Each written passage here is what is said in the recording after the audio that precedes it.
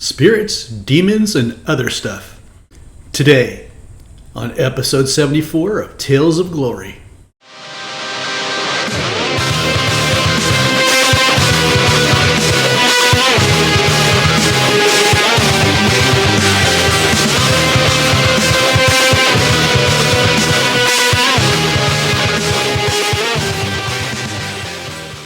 Welcome, Tales of Glory listeners. It is the big episode 74, as we alluded to in the opening.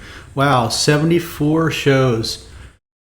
It's amazing. And we got here from our big start from the 3 episodes on the exorcism book, right? Oh my gosh, that's crazy. And I didn't even know it would last this long. I just wanted to put something out that was my passion and get information out. And I thought a good way to get you guys' attention was go through that the exorcism book we did with all the crazy voiceovers. It was more like it was like a really bad, trashy audible. Anyhow, it got us our momentum going where we wanted to go and talk about spiritual warfare. Things are no different here today. We talk about the supernatural, we talk about healing, we talk about angels, we talk about demons, encounters, the Bible. What does the Bible say about all this stuff? And today is no different. So we got a lot of stuff in store for today. Wow. Amazing stuff. So what's going on now with Mike? Well, I just got into Florida to come check out my grandbaby. It's kind of fun here. And also I just, a week ago, I was actually in Texas for the weekend. The ladies from the Shift podcast had me come out to speak to their ministry team, The Gather. It's a group of musicians, creative people, and it was just an amazing time. It was like Friday, Saturday, Sunday to work with these people. They go into dark places, was kind of like made them part of my tribe too. That's where I go into dark places and do ministry and do evangelism. And a lot of times they'll go into like these Indian reservations too. A lot of dark stuff's happening. There's these closed environments where it's just dark. There's no respect towards women there, and horrible things happen to them. The women are trafficked. We see shape shifting going on and all that stuff. The standard regional spirits that are over these Indian region populations. So we had some great discussions and let them pick my brain, so to speak, on spiritual warfare and what to do in these environments. And I think that it's just beautiful that this group, the fact that they're musicians and just opening up worship on these reservations, don't fear the darkness that's there. And that's the way the Christian shouldn't. We shouldn't fear it. I mean, Jesus, right? We have the King of Kings, Lord of Lords. All things were created by Him, for Him. So these things that tap into darkness, that can shapeshift the animals and stuff, that's, the regional spirits are tapping into were created by Jesus. They were rebellion, spiritual beings against the God Most High. And so we know we have authority over them through Jesus Christ. And I don't mean terrestrial authority. We have direct authority over them like demons, but we have spiritual authority through Jesus Christ, where something in the heavenly realms, in Ephesians 6:12, the forces of darkness, that's what these classify under. They're not demons. Come our way because they're tapping into dark spiritual powers and blood rituals, that we can deal with them through petitioning prayer with Jesus. And it's different from the prayer posture authority we use authority, right? So it was very cool to be out there with Megan, her husband Derek, and Abby, and to meet their crew. And it was just an amazing crew. It was like I said, it felt like my tribe. When you step into something like that and they're kind of like doing the stuff you're doing too, and you're just like, oh, this is familia. Like, this is family. It is family. It's familia.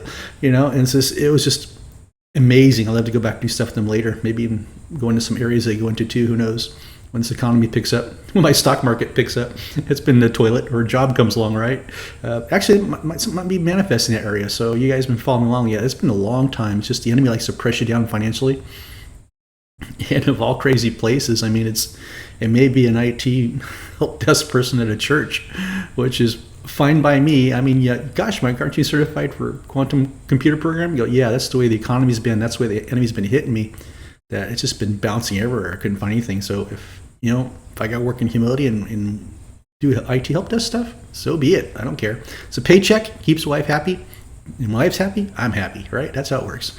Happy spouse, happy house. That's how it works. So wow, where are we at? Also, cases I'm working on. I'm still working on the 2 cases with that pertain to the occult. And for me, it's more than enough right now. These are some high-level cases, and one of them we're getting traction on, and the other one we're slowly getting traction on. I know the one I've always spoken about quite a bit, where the woman was being accessed by the warlock to do horrible things to her. We've been getting traction on that one. Things are getting better. I had a case I've been working on for the past maybe month or so, where there's a strange type of ritual abuse I've never seen before.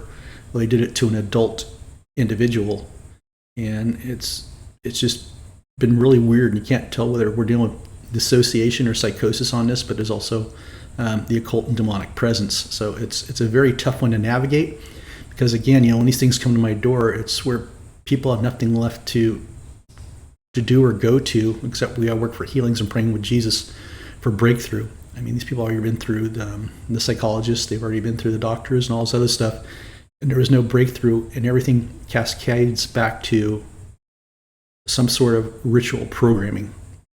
And we just have to be patient and work this individual, and we've been seeing signs of the rudder turning, right? It's like slow turns of the super tanker to get this problem to turn around. It will. It's just a lot of time. It's very emotional, and it's a lot of prayer. And during this time too, like I said, when we go through stuff like this too, you also go through a trial when you're on perilous.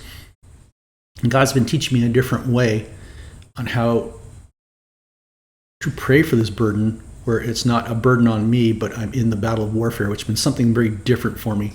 That not different when I usually pray. It sometimes will overwhelm me. Like, so I don't want to do two people at a time. When I was doing with the occult survivors, when I was a counselor, at least I had those two other women were pastors working with me, and we had intercession and stuff daily, and that helped a lot. But now that COVID and all that market here in California just wiped out small businesses, it's like we're all on our own right now. And so and I don't take anybody in for intercession because of the occult, because I don't have time to vet people. If somebody comes alongside that's originally from Night Strike and wants to do it, fine, I'll let them in right away, because I know them for years, know them pray for a decade or so or longer, so it's a different story. But I just don't let intercessors in at all right now because of the darkness, because that's how the occult slips in. I'm an intercessor. Next thing you know, oh my God, how'd you slip in? So that's the way it works for Mike. Anyway, both these individuals are doing better. I have a haunting that's working with two right now, a real interesting one. It's a typical haunted house going on, where the family may have inherited a house and they knew there was darkness in there, but once you get inside the house and deal with it, then you start seeing the signs on the wall with all the crucifixes and all the religious material. Like, why is this all up here like it's a shield or a wall? What are all these doing up here? Right? Most of us have we'll have symbols up on the wall of the cross and stuff, but this was literally it was more used for razor ribbon or something like that to protect the house. So I'm working with the family on that one, on how to deal with that. And who knows? I'm hoping they solve the issue with the information, because that's the way I usually work. I want to empower the people and the family involved.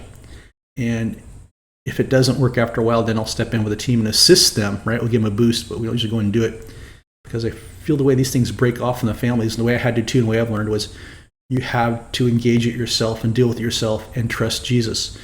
You have to learn to trust Jesus. We confuse faith with trust. Yeah, we can have faith, but do you trust Jesus, and how far do you trust Jesus?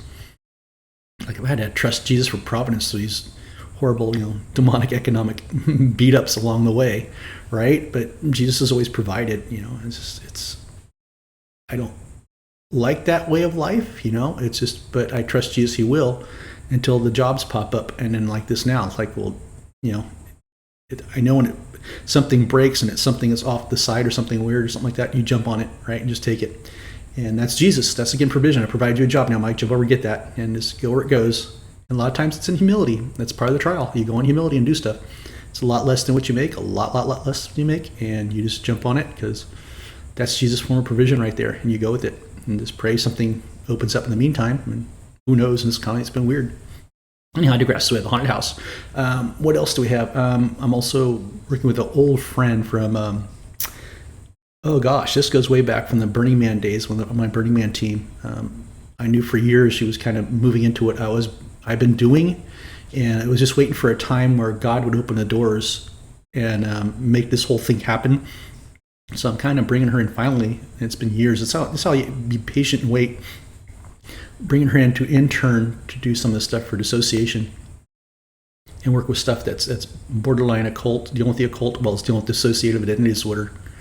And it's been amazing times here. Amazing times, Mike. But I thought you said something about spirits, demons, and other stuff.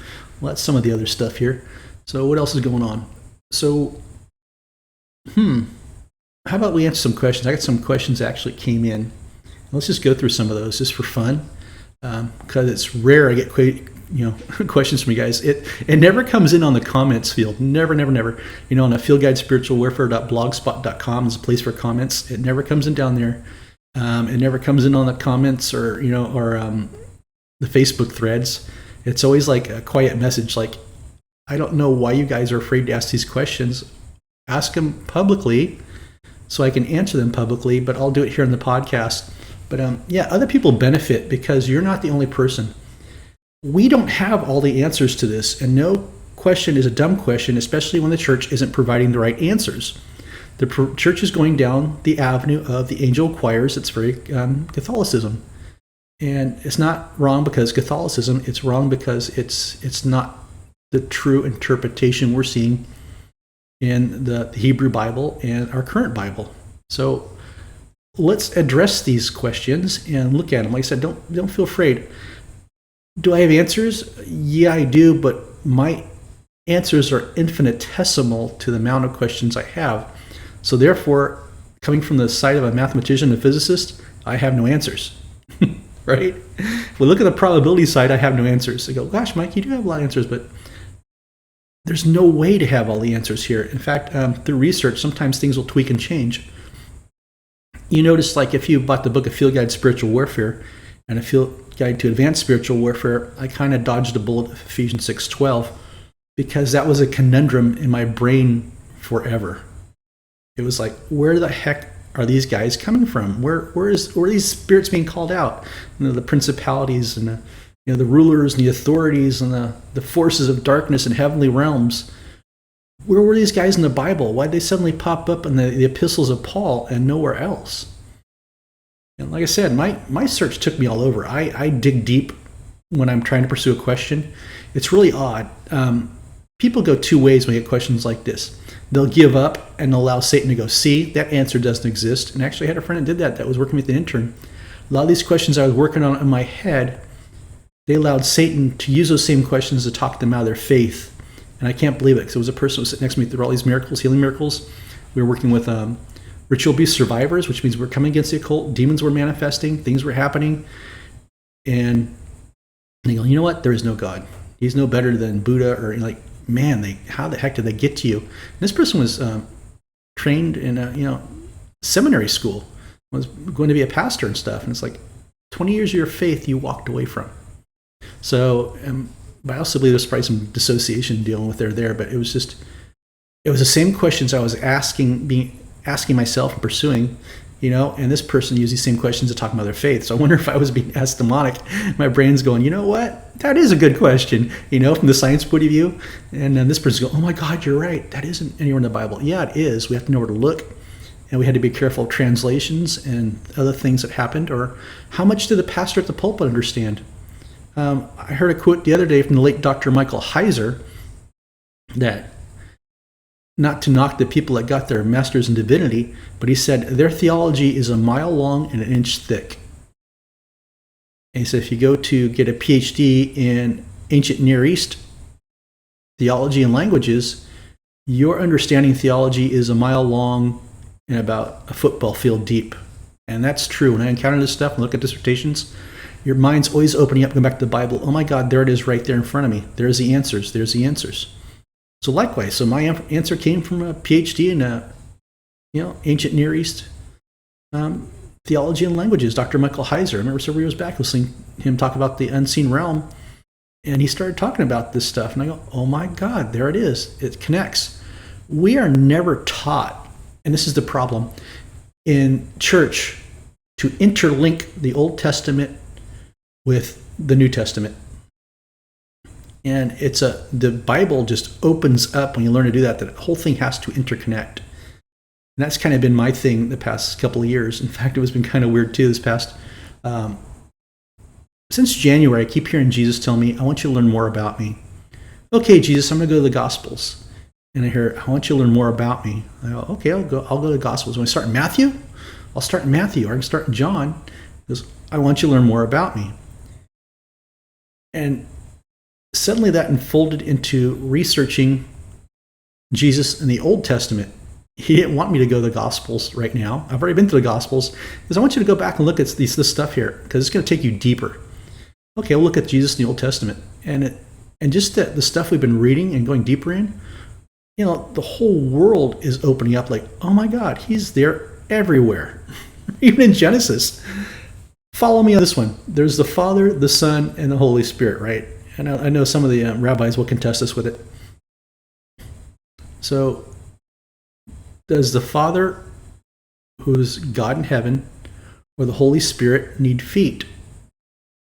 When they just kind of like manifest or glide around or do whatever?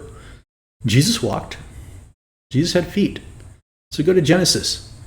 And Yahweh walked in the garden. Was it in the cool mist of the afternoon? I'm misquoting it there. It's like Genesis 3 after the fall, looking for Adam. He walked. He didn't manifest in the garden. He was walking through the garden. Who would be walking? It would be Jesus. Right? What we call the angel of the Lord, Malek Yahweh. Actually, the messenger. The true interpretation is the messenger, not the angel. That's another thing we wrap around too in the Western church is every time we see something, a spirit that's good, that's of God, we call it an angel, and that is a misnomer. That is a bad label. It's not true. What we consider to be angels, actually a messenger, the one that shows up to us, they're messenger angels. And we have a whole divine spiritual council we never see. We saw supernatural creatures we've seen in Ezekiel. Those aren't angels. Those are divine spiritual creatures, divine spiritual beings created by God to work with him and serve with him, work on his kingdom. He has good princes. He has good authorities up there working with him. And then they're the ones that rebelled. Now the divine council is there too, right? Let us create man in our image, right? Was it Genesis 1:26? I hope I'm getting this right. My number's right. Let us create man. Who's us? The divine spiritual council. And we see that in Deuteronomy 32:8 when they're called up there too. And we see it in Psalm 82. And when we see it again in the Tower of Babel, Genesis 11, God goes, let us go down and find out what's going on. What are we doing? Took the divine council down. And what's going on here? What's happening?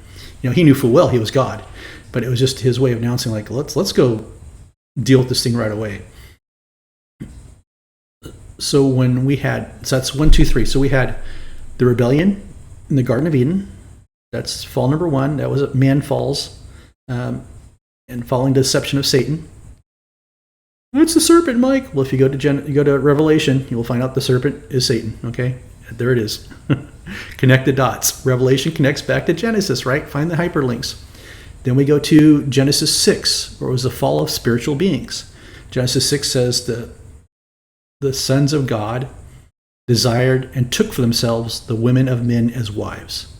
The sons of God, remember Hebrew, Ben Elohims. Who are they? They're members of the divine council. They are the watchers, the holy ones. So some of these holy ones on the council goes, wow, check that out. We'd like to have some women. And went down there and took for themselves wives. And that was totally disobeying God. That was total rebellion, similar to what man did in the garden. So that was some spiritual beings' falls.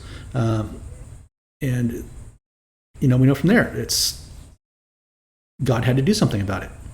So that was the second fall. That was a spiritual fall. We see that there in Genesis 6. So we had some bad Elohims. And if you look at it too, people go, wait, I've been asked this question too, and I said, wait, Mike, well, how does angels have sex with women? Like, good question. How does it happen? We can only pontificate. If you look at when Abraham was walking to Sodom and Gomorrah with the angel of the Lord, but initial on, there was a couple angels there with him. They're full manifestations of men. And God's talking to Yahweh, or the Malek Yahweh, the angel of the Lord, about, if you spare but one man. And they're walking into Sodom and Gomorrah. They were fully solid angels walking there. And then you get this interesting point where Lot locks himself in the door with his daughters and the angels. And the men outside are going, toss out the two men. And you're going, oh, they don't want the daughters? That's odd. So we know that Sodom and Gomorrah, their sin was having sex with angels. So this leads back to the Nephilim, and I'm getting ahead of myself. We're here before and after the flood. And I know I have a question about this. Well, heck, Mike, why don't you just ask it now? Where is the question here? If the Nephilim were killed in the flood, how could Nimrod, who was great-grandson of Noah, be a Nephilim? Did Ham's wife have Nephilim genes in her? Were the sons of Enoch and Goliath Nephilims? Okay, what's the first one? If the Nephilim were killed in the flood, how could Nimrod, who was great-grandson of Noah, be a Nephilim? Remember, Genesis tells us the Nephilim were here before and after. So apparently they started something up. One where Noah was saved because he was righteous. He was saved, and he got to take people with him. We know one of the sons, was it Shem, who saw his father's nakedness. I have a ton of stuff I cover about that topic. That'll open your eyes too in Hebrew. That does cover the church about what happened there when they saw Noah's nakedness, his son, and what that was. And it's possible he was a carrier of the Nephilim genes. We don't know. We pontificate. My theory was there was a second incursion after the flood. And we see it in Sodom and Gomorrah because when these guys are saying throughout the men, they know about having sex with angels. And that's where I perceived that was going. They already knew how to have sex with angels, the bad angels there. And some were present in Sodom and Gomorrah. That's why God just wiped it out, right? So, and some of them escaped. We know they were there. We know that Joshua took them on, right? When he came in the land, he took on the giants were here. They were here after. So some were wiped out and some weren't. So what is believed is that the Nephilim that were wiped out by the flood and the Holy Spirit, remember the rock removed the breath of life, nothing drowned. The Holy Spirit removed the breath of life from all living creatures except those that were protected on the ark. And that's how everything was wiped out. Remember, it was a creation reset. We know this from Tim Mackey, right? He explains this very well, and I had some podcasts on it too, and I think I spoke about it in my book. There was a creation reset. So therefore, everything was wiped out. How these things come back? There had to have been a second incursion where they took for themselves wives again. We know from 2 Peter, there are angels in chains in the abyss. They are the watchers, the ones that committed this atrocity. And we know from the book of Jude that the sin of Sodom and Gomorrah was having sex with angels. Sexual immorality or sexual that was not natural. That included bestiality and that included sex with angels. And that was the sin of Sodom and Gomorrah, and that's why judgment was brought upon it. This stuff we pull out of, reading some of these intertestamental books, reading some of the Hebrew. The answers are here. It's just we have to mine like crazy. We have to go to a higher level, and you have to teach yourself how to do the research. And to me, the internet's completely useless. I actually forked out some money from Logos. I got Logos 9, but they want me to fork out money again to get, was it Logos 10? I got to wait on that one. But you got to have all these books under software that could search stuff now and have your own libraries present. I have my own hardback libraries in my office back at the M16 HQ. You saw the black bookcase behind me with all those books. That's all my research, like the F.F. Bruce book on the Apostle Paul. That I had to read through that thing. There was nothing there about where he came up with the Ephesians 6:12. It discussed a lot of stuff about angelic worship being bad in Ephesus and some of those churches there. But that's as far as they touched it. And I get it. They were worshiping those angels because they're regional spirits. But and what about that funky looking goddess they had there? That was a regional spirit they're worshiping. The stuff was real because it was coming as a manifestation of the regional spirits that were assigned to it. Where did the regional spirits get assigned this stuff? They got assigned in Genesis 11, Tower of Babel. Mankind after the ark was supposed to disperse and populate the earth. But instead, they all decided, hey, this is some hot property in Iraq near, was it Shabar, or what's the name of the place? Let's settle there, and let's stick to our own one language, and let's build this Tower of Babel. And Nimrod was there, and Nimrod was one of the builders of Babel. And he's going, you know what? I want to build a tower so big that I'm going to elevate myself above God. So this is kind of the same story that we see with the king of Tyre, right? That's why God's going to go, I'm going to go knock this thing down. Right? It wasn't because they had this technology where they could build a super skyscraper. Looking at the archaeology and where the Tower of Babel is now, it was probably only like 300 feet high, which is significantly large for people at that time. It was a massive undertaking. So it wasn't that God was going to knock it down. You see these people on Instagram trying to ponder and pontificate, like, well, how come God didn't knock down the Saturn V rocket when we went to the moon?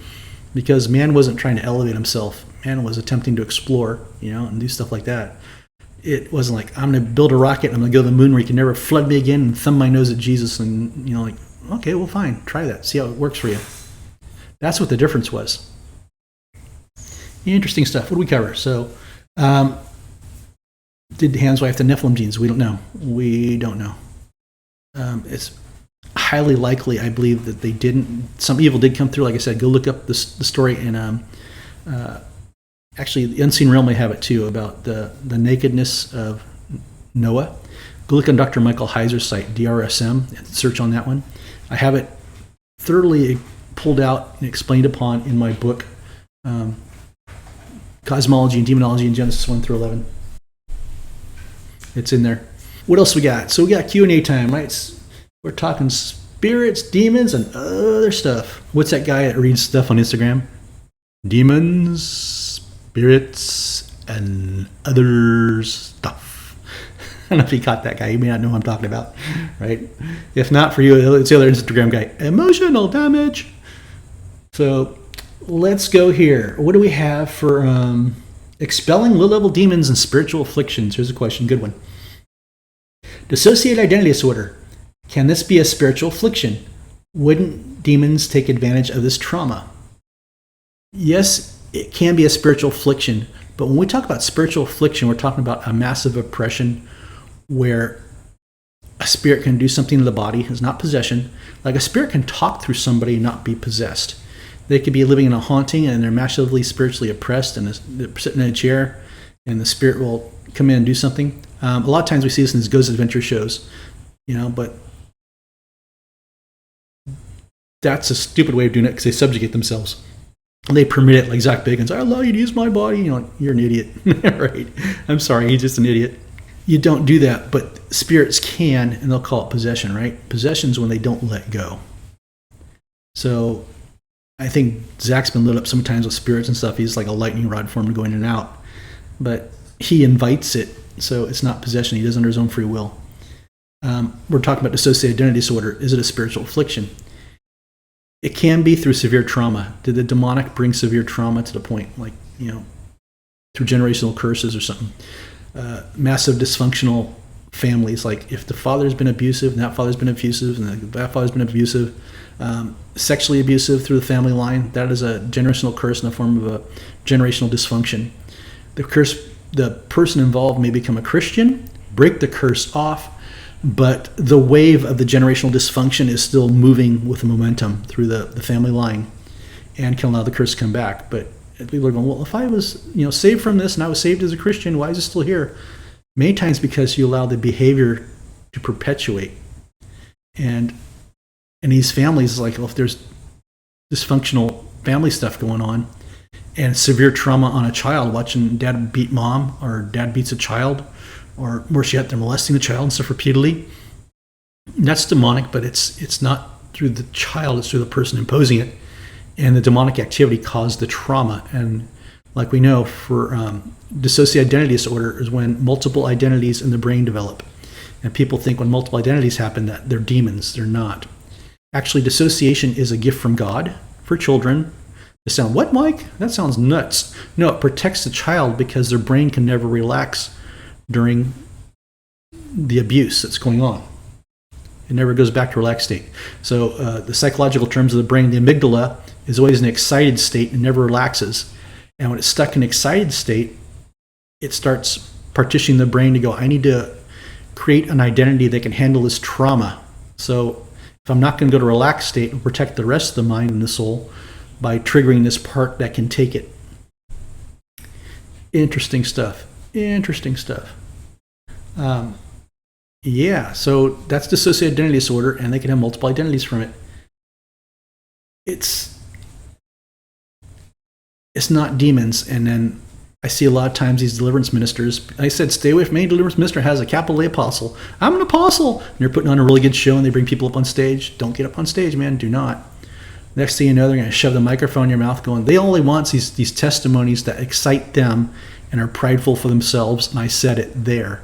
If you have a problem with that, well, what about this guy? This guy runs a great show. I haven't seen any really good ones that run the stage shows that were in it for just helping the people. Mine very rarely take place on stage, and I actually don't like it, and I'll control it and shift it so it doesn't become a sideshow. Because of the worst ones, I hate those. I prefer one-on-one behind closed doors. The person gets healed. It's their testimony. They could tell. I never told anybody. Like I said, I've been in this nearly 20 years, and I only have 2 videos of me doing stuff. One is in a haunted orphanage in Cambodia, and the second one's in Haiti, where I was ministering spiritual liberation to one of the highest witch doctors in the forest out there in Haiti. That's because somebody else took it who was out there with me, and I didn't realize they were taking it. But it's all right. So in my whole 20 years, I have 2 videos. Now you go, these apostle people, they're posting YouTube videos every 5 seconds, people being delivered, stuff coming out. And a lot of times I see these, I totally doubt that these people were delivered, that they get so hung up in the showmanship and the psychological momentum of what's going on around them, they perform like dogs. And that's sick, and it's what happens. So anyhow, and if you've been around me, I share a lot of cleansing stream stories too, right? Ones that some of these ministries aren't even trying to be shows, but they're turning into shows, and the rituals, and how some of these pastors who are so full of themselves in pride should not be there, and are actually stimulating some of the demons on site. And I've seen it, and I'll talk about it. Like people, I'll share some of these stories when the right one triggers me, like, oh no, here we go, let's talk this story. So back to this is. Dissociative identity disorder, I treat it as inner healing and as part of sanctification. If the person is saved and they accepted Jesus, doesn't matter if it was a 4-year-old part and a 50-year-old woman, everybody is going to heaven. And they're going to be fixed and whole when they go back. The part of the sanctification here is trying to get them back to being whole. Remember, Jesus went to the man at the well in Bethesda, do you want to be whole? That's what this is. And it's a hard sanctification process of reintegrating all the identities. And it just takes a while. And because these identities have free will, Jesus doesn't snap his fingers and let them all go back in at once. Because as you work with identities, some of them are afraid of being vaporized and thrown to nothingness, which is not true. It's the lie the enemy's telling them. So it's a long walk, long healing. So that was a long answer for that one. What do we got here, Mike? What's next? Under spiritual attachment, you say high-level demons may come to torment, but you said we have only authority over low-level demons. Do we have authority over all the demons, but not upper-level principalities and powers? Can you explain the levels of lower-level demons we have authority over? I like how they word that. You say high-level demons may come to torment, but you said we only have authority over low-level demons, right? Some demons are dumb and some demons are really smart, but they all encapsulate under low-level demons. Well, let me back up the train. Time for more knowledge here. Let's go back to the Nephilim. Remember I said the Nephilim that drowned in the deluge, where God put Noah and his family on the ark, and the rest of mankind, all of creation, the breath of life was removed and wiped out. So where did the spirits go of the men? Remember, men are spiritual beings, and we also had these hybrid spirits between the divine council members who rebelled against God and the women of men. So what happened to those offspring, the Nephilim, the giants? They had souls and spirits, but they were not spirits that God ordained. They used God's bio and spiritual chemistry to make these hybrids, right? Satan can't create. And so we had this mash of spirits that were never meant to be in bodies, or born in bodies, and we had combined with these spirits that were humans in flesh. And these things became the unclean spirits because God did not want this ever to happen. And so they're called unclean spirits, demons. Now we talk about in the New Testament, I'm just jumping ahead of myself in these questions. We'll get back to this now. So when the demon, the Gerasene demoniac demon comes up and possessed man and says, what are you doing here before your time? He's looking at Jesus. Remember, Jesus was fully God, fully Jesus in spirit, encased in the body of a man. He was a spiritual encased in flesh. So he experienced all the things, the sensory and the sinful attacks on the mind that we would experience. You can only do it through the mind because the flesh behaves differently than if we're in the spiritual realm, right? We're of the world. I digress. So unclean spirits are little demons. Because they're unclean, they're not allowed in the heavenly realms. They are stuck here on earth. I actually had a pastor that said that one time. He goes, why on earth would a loving God imprison these spirits down here with us? I can't understand it, And he was a PhD, and he didn't understand why these things are down here because they're unclean spirits. They weren't allowed in heavenly realms. And then I seriously doubt he's listening, but if you do, that's your answer. As I said, I have two forms of PhDs. One man I absolutely adored. He goes, Mike, if you're going to be a Pentecostal or a charismatic like I am, he goes, you got to be a brain on fire. You got to be radically in the middle and analyze everything and digest it and represent it back how it's spiritual has happened or occurred to you. I love that guy. The other guy was a PhD, so into himself. He always gave me these Homer Simpson stares, like, ooh. And it was just hard to deal with them. And that was the sort of question he asked. He goes, well, I don't know if we're dealing with demons. Why are they stuck down here on earth? Why do they put them somewhere else? Because they were procreated here on earth by spiritual beings and women. And it was garbage that could not be allowed in heaven. So they were stuck here. And we know this from the book of Enoch, which is an intertestamental book that was written probably like 100 years before Jesus showed up, was born. So it's not a canonical book, it's not canon, but there's some information there that reveals a lot about demons, and we find out more and more as we go through these Dead Sea Scrolls and analyze them. We're getting lots and lots more information. Therefore, a demon is an unclean spirit that came from probably from a Nephilim being that was wiped out during the Great Deluge, and the breath was removed from them, and they couldn't go, these things couldn't go to heaven, they couldn't go down, so either they were sent to Sheol and they were sent to roam the earth. And Sheol is the Jewish term of death. Let's talk about cosmic geography now, right? Death is a cosmic geography. It's in the earth, but it's not of the earth, if that makes sense. Like, it's just there spiritually. It's like another realm.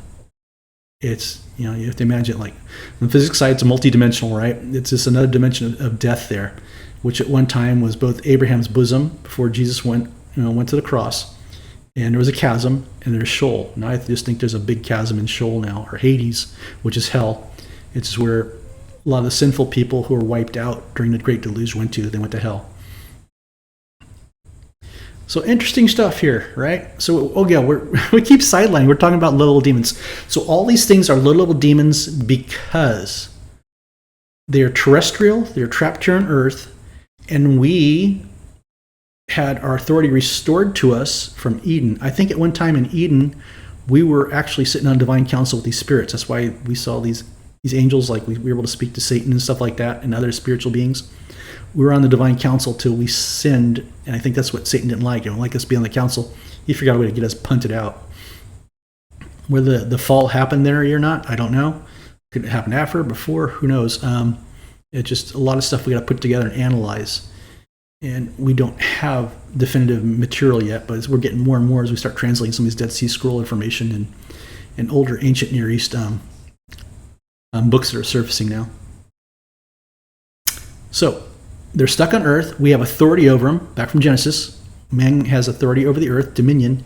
Therefore, low-level demons, they're low-level because man has authority over it. That's why it's low-level. Man has authority over it. We are low-level images of the angels. We're also low images of Jesus. It cascades that way. Jesus is God, the highest image. When we talk about imaging from Genesis 1. And the next level imaging, which is lower, is angels. And the next imaging, which is lower, is, remember, because God and the divine council let us create them in the image of us, right? Divine council. So we're imaged, but we're lesser than the spirits of the divine council. So in Hebrews, was it 2:9 or 12:9? 2:9? I'm trying to remember numbers now. Where Jesus came down and was lesser than angels, right? He went from his throne in heaven, became lesser than angels, and stepped into the body of man through the virgin birth. and he became lesser, but he was still God incarnate, right? He was still Jesus. Didn't change his spirit who he was. And now again, going back to Gerasene demoniacs, it's like, we recognize you. You're Jesus. What are you doing here? Is it our time for judgment? And they were freaking shivering, right? So good stuff. So while we're there, we had a question on that one come in too. Maybe I'm rambling in the right direction, guys. I hope this is beneficial. Was the Gerasene demoniac possessed? He still had control over his will as he ran to Jesus and worshipped him. So Jesus started commanding the demon to come out. Isn't that true? Mark 5:6. So the question is, was the Gerasene demoniac possessed because he still had control over his will as he ran to Jesus and worshipped him? Okay, when you're possessed, you have no free will. I think it's the one where the man was cutting himself with the rocks and stuff and screaming out at night, and they put chains on him, and nothing would hold him back.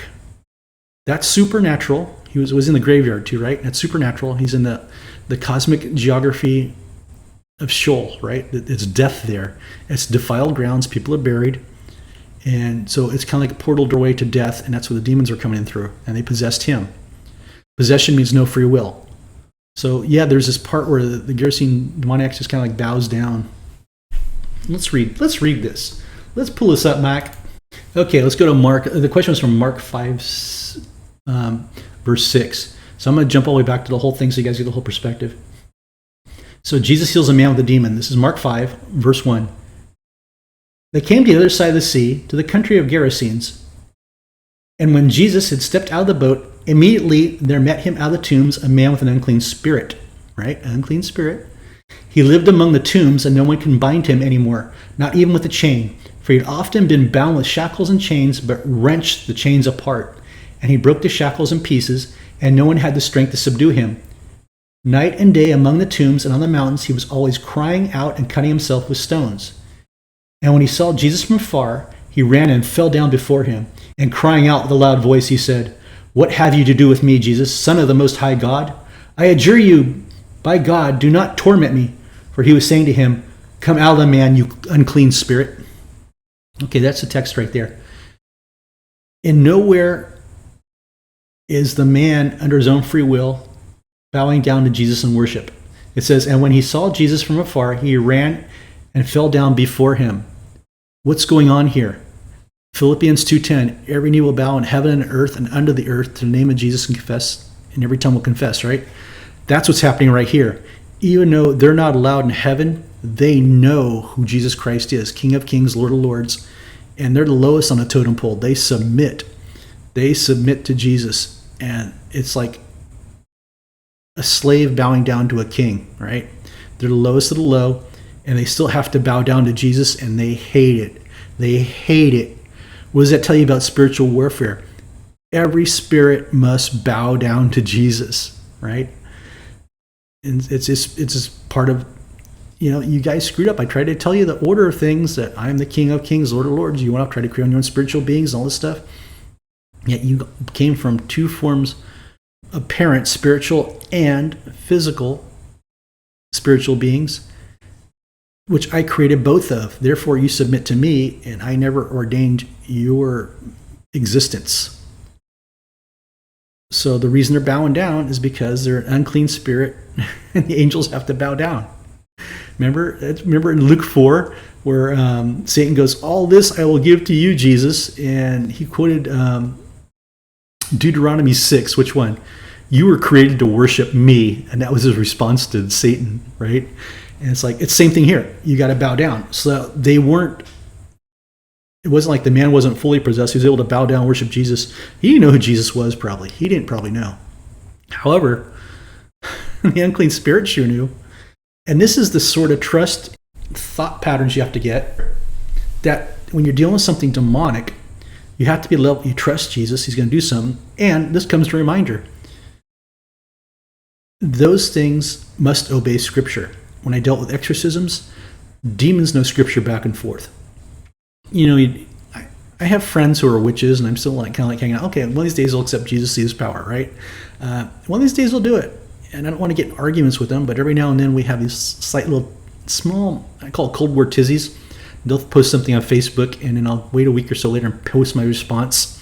And they thought, "Oh, right, this is cool, I got them." and then I'll talk to Jesus about it and post my response back. And then, we don't answer each other because we don't want to cause, incursions on Facebook, but it's kind of a friendly Cold War back and forth with some of the ones on my Facebook. Nothing against them, they're great people. But it's here that they're going to see, their response always is, Jesus is just one of many gods. See, they understand there are many gods. Wait a minute, Mike, we're not plural theist. No, we're not. We're not. Understand this, that Jesus is a King of Kings, Lord of Lords, and there's lowercase gods. What are lowercase gods? The Ben Elohim, the sons of God. They are lowercase gods. That's how the ancient Near East people reflected them as lowercase gods. And when God divided the nations at Babel, because we were supposed to disperse across the earth, not just hang out at Babel and build a tower, God put judgment on us. There's, depending on what book it is, it's 70 nations in the Torah, and Septuagint has 72 nations. And this corresponds later. So 70 or 72 nations were divided under the wicked. Judgment was brought upon man. I believe it's Deuteronomy 32:8. When God divided the inheritance among the Ben Elohims. Go look at that. Go look at that. When he divided the nations at Tower of Babel. It was his judgment. So if you don't want to follow me and do what I say, I have some guys who are not very nice. Some might be nice, some are not very nice, and some are going to be demand to be worshipped. And you'll see what's good or not. So that's where these gods came from. However, these are spiritual beings. These are high-level spiritual beings. These are not demons. Some of them were the watchers who already got in trouble, right? There's good watchers, bad watchers. Divine council is the watchers, the holy ones. And we still have it. We're going to be restored to being watchers and holy ones when Jesus returns, right? Someday we will be judging angels. Paul said this, and it's in future tense. Someday we will be judging angels, but not yet. That's why we can't send an angel to hell or push back on principalities. We're still lesser than angels in imaging. We have our ranking. We're not there yet. But when Jesus comes back and returns and does this thing like this Gerasene demoniac, what are you doing here before your time, right? That's what they're talking about. When the day of the Lord comes, judgment will come. And judgment will come on these wicked rulers, and we will be brought up into the holy ones. I know if you look at, I think Michael Heiser pointed this out too in the ESV. I like the ESV translations, but there's still some stuff towards the end. And I think the Revelation or something, the holy ones are translated as the saints. And that's not true. It's kind of like the holy ones. The saints will be brought up into the holy ones. And at that time, when we're spiritual beings, and we're back on divine council, we will be judging angels as they perish for the sins. So that's where it's at. So see the difference here? So we can come against unclean spirits, but the principalities and are out of our jurisdiction. They're higher up in the food chain. They're spiritual rulers, and we're not, at least not yet. So when the Gerasene demoniac bowed down, it wasn't the man bowing down and worshiping him. I know it's taught in church like that a lot in a lot of charismatic circles. No. Nope. When you hear that, just shake your head and look at the guy and go, nope. It was the demons submitting to their leader. Jesus is the King of Kings, right? They know protocol. They bow down to their king, even though they hate him, because all things were created for him, by him, and oops, they must submit to him. Major problem in Satan's rebellion and the Watcher rebellion. They answer to God no matter what they do. They can't summon enough power, and therefore they're all going to face judgment. There's angels in the abyss going to face judgment for this, right? So that's what that's from. So this was cool. And when Jesus from afar, he ran and fell down before him, right? And after crying out with a loud voice, he said, "What have you to do with me, Jesus, Son of the Most High? I adjure you by God, do not torment me." For he was saying to him, "Come out of the man, you unclean spirit." And that's a good deliverance thing right there. Although this was an exorcism, right? This was an exorcism because there was a massive amount there. We'll talk about this more. When is an exorcism? When is a deliverance? If the person walks in the door and says, "I think you have demons," and they kind of manifest and talk through them, it's a deliverance. That's just the way of thinking it. It's just the best way. They walk into healing rooms, they walk in for sessions on their own free will. If they can't walk in the front door of the church, it's a possession. It's like, I can't come in. It's like, okay, all right, let's see what's going on here. That's more of a possession. They cannot come in to the church because the demons know what's going on and they're in control. The free will has been fully compromised. That's a possession. And that's what happened to this man here in the Gerasene demoniacs. Because he was living in an unclean environment, a cosmic geography, so to speak, of death. That's why God warns us, do not do necromancy, because it works. We're not to contact the dead, because there are these cosmic geographies, and sometimes we're opening more now with these stupid ghost hunters with their little devices. They're opening a lot of little portals, as Jack Osborne likes to say, a portal to hell, literally. And gosh, is this a portal to hell? Well, if you're talking to the dead or something, you just open a portal to hell because that's where they're coming from.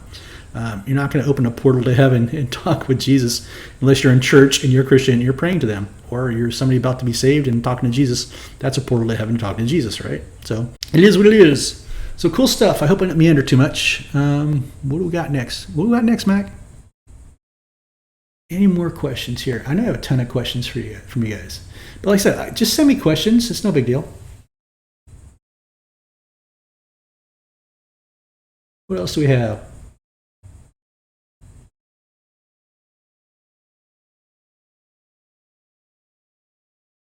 Was the fall of Satan before Adam was created? Satan was already on the ground as a serpent when he approached Adam and Eve. Okay, good stuff here. Good stuff.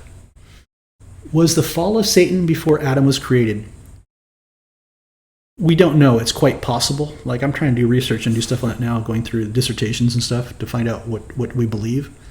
There's nothing, there's nothing firmly established in this of when we know what happened. It's quite possible. However, the church, we get bent sideways on the fact that Satan appeared like a serpent. The Hebrew term nakash means serpent and also means deceiver. There's two different things. So a lot of times when we translate these things, was it a serpent or speaking to deceiver? Or quite possible, was it the Hebrew poetic license for this serpent, the deceiver? And they knew what he looked like because, we know from, is it Ezekiel 28 and Isaiah 14, the king of Tyre, that Satan walked through the Garden of Eden. He walked through it. We know this. So she probably talked to the Satan. He was already evil. We know he's already evil. So it possibly fell, and he was still allowed in the garden back and forth. That's why God put the cherubim up there, the guardian, to keep both Satan and the wicked watchers out, as well as Satan. It's possible. It's totally possible. But remember, I have a feeling that we always have this church visualization that it was a serpent out of a tree that Eve spoke to. I think they're referring to more to that it was Lucifer full-on manifestation. Remember, the spirits walked in the garden, these people. It was crazy. And we see it from the King of Tyre rant too. Remember, we have to hyperlink. Satan and the serpent and the dragon aren't ever fully hyperlinked and connected until we get to Revelation, where John calls out that serpent, the devil, who deceived mankind. He's never called out in the rest of it. And we know from Luke 4, during the temptation of the devil with Jesus, that something's going on there too. That there's something high level going on, and through the rants of the King of Tyre. Anyhow, I hope this covers it. Like I said, I just had a fireside chat. I didn't have all the material with me. I didn't know what the research was going to do on. I was thinking about doing St. Teresa of Avila, Six Mansions, Chapter 4 Raptures, which is really exciting material again too to jump into. But I didn't have my books with me and stuff, and I just had my little MacBook Air. It's an old one, 1.8 gigahertz, man. That's what I'm producing on right now. I hope the audio comes out good. It's always a chore to produce video on this thing, but I can do it. It works. But anyhow, I should be back home next week, and I don't know if I'm producing next week or not, or I might be able to next Monday or so because I'm here in Florida. Maybe I'll be able to dig up some material, do some research on my own here, and produce some more content. But I hope the fireside chat questions and answers helps. And if you have questions, post them. It's like, it doesn't matter if you publicly post them because it's not going to give you a humiliating answer. Like I said, I go out to people like these amazing people to gather the people, like in Texas this last weekend.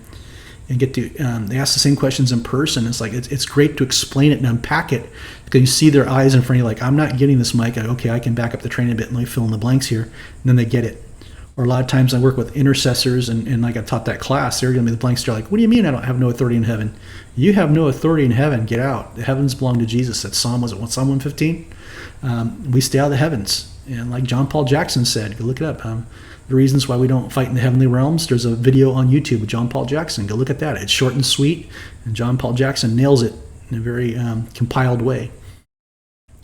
So like I said, we're here doing this stuff, and we still need funding to do material research and more equipment, to do more stuff we want to do. If there's any topics you want to hear about, go ahead and comment at fieldguidespiritualwarfare.blogspot.com or come on the Facebook. There are a ton of people on the M16 Ministries Facebook. Everybody likes it. And if I post questions about anything you guys, or even on a Field Guide to Spiritual Warfare Facebook page, that's where I hit it the most and look at it and post the podcasts there too. If there's anything you want to know, just post a question. I'll do a podcast on it. Feel free. But it's just amazing to have like thousands of people and like when you ask a question, what do you want to know about spiritual warfare? Nobody asks questions. Like there's crickets, and I go, I know there's a bunch of you out there. I know there are. I know my 4 listeners are out there. Even my dog asks me questions, so I'll do podcasts if my dog wants questions answered. At least he's asking questions, right? Anyhow, that's it. And if you want to help contribute and do this sort of stuff and help us produce more content, go ahead and go to our PayPal button that's on fieldguidespiritualwarfare.blogspot.com, and there's a PayPal button down there. Or if you just want to send it directly to PayPal as a donation, m16ministries@gmail.com is how we receive it through PayPal. And that's it for today. I love you guys. Here I am in the Florida M16 bunker. It's kind of warm. There's been some beautiful lightning storms. I love lightning storms here because when we get lightning storms in California, it means there's a firestorm's right behind it. But here I can enjoy lightning without going, oh my God, did that land in the farmer's field next to me? I have to put out a fire, So lightning storms are coming in pretty soon, probably in August. So I got joy here in Florida. No worries. Anyhow, guys, love you guys. Until next time, amen.